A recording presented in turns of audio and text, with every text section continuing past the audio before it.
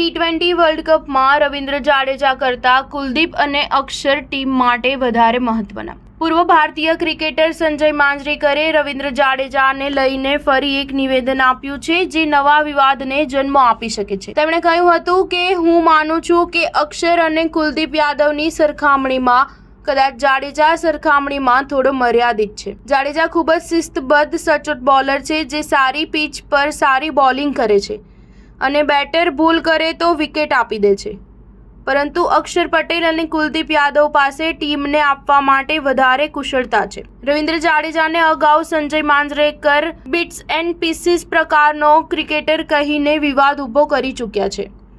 તેમનો કહેવાનો આશય એ હતો કે રવિન્દ્ર જાડેજા કોઈ એક કામમાં પારંગત નથી, એના બદલે એ બધું થોડું ઘણું કરી શકે છે।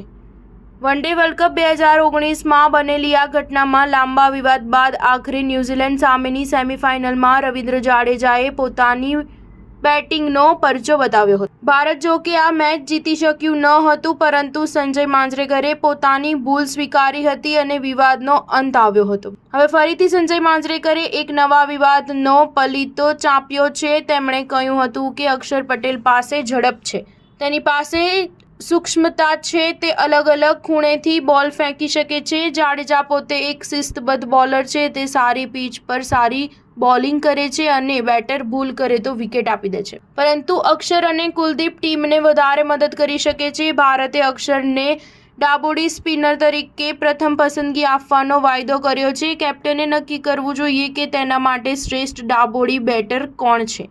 સ્ટાર ન્યૂઝ 7 હંમેશા સચ્ચાઈની સાથે।